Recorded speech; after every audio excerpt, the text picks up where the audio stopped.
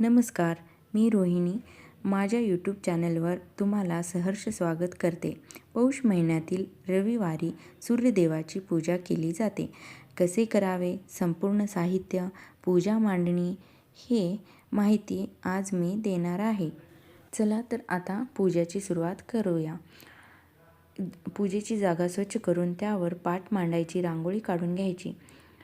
पाटावरती सूर्य, चंद्र, आदित्य, रानुबाई, तुळस असे हळदी कुंकवाने आपण असे प्रकारे काढून घ्यायचे.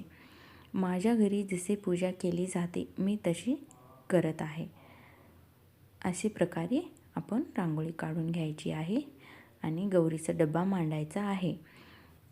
असे प्रकारे हळदी कुंकवाने आपल्याला सूर्यनारायण पाटावरती काढून घ्यायचा आहे. आता तुपाचा दिवा प्रज्वलित करून त्याची पूजा करून घ्यायची.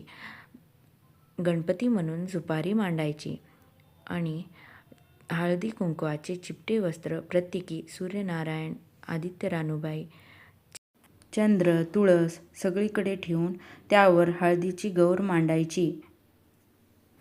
सगळीकडे आपल्याला वस्त्र वाहून घ्यायचं आहे. प्रत्येकी सूर्यनारायण, चंद्र, आदित्य, रानुबाई, तुळस, गौरी, गणपती सगळीकडे आपल्याला वस्त्र वाहून हळदी कुंकवाने पूजा करायचं आहे. अक्षदा व्हायचं आणि अशी सर्व प्रकारची फुले अर्पित करायचं आहे.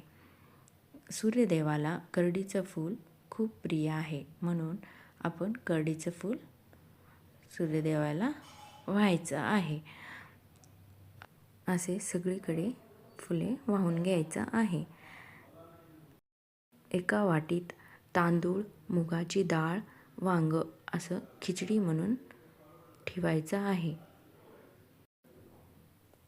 शेंगा, बोरं, ऊस असे सर्व भाज्या आणि फळे आपल्याला सूर्यनारायणला अर्पण करायचं आहे. डाळ, बिबे, ऊस, वाटाण्याची शेंगा असे आपण सर्वीकडे अर्पण करायचं आहे. प्रत्येकी सगळीकडे असे ठेवायचं आहे.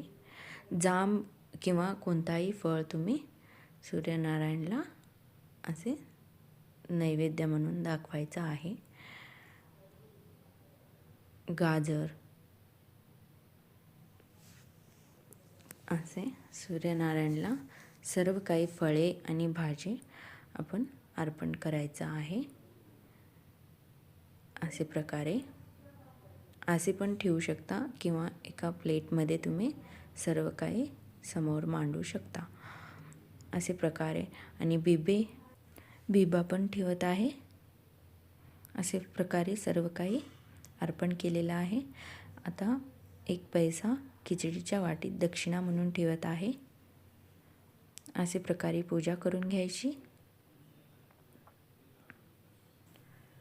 गूळ खोबराचा नैवेद्य दाखवत आहे. सूर्यनारायणला दुधाचा नैवेद्य दाखवत आहे.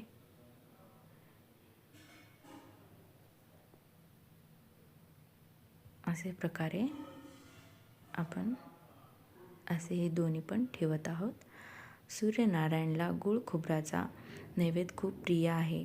दुसरे काही नसेल तर चालेल, पण गूळ खोबराचा नैवेद्य दाखवलाच पाहिजे. खिचडी, गोड पदार्थाचा नैवेद्य दाखवायचा आणि आदित्य, रानुबाईची, सूर्यनारायणची कहाणी सांगायची किंवा ऐकायची. दिवसभर उपवास करायचा. एक वेळा जेवून आपण उपवास ठेवायचा आणि असे यथाविधी मी पूजा करून घेतलेली आहे. अंगणात किंवा गच्चीवर जाऊन सूर्यनारायणची पूजा करायची. हळदी कुंकू सर्व काही व्हायचं आणि नैवेद्य दाखवायचा. नैवेद्य दाखवल्यानंतर आपण सूर्यनारायणची आरती करून घ्यायची. असे प्रकारे आरती करून आपली पूजा संपन्न झालेली आहे.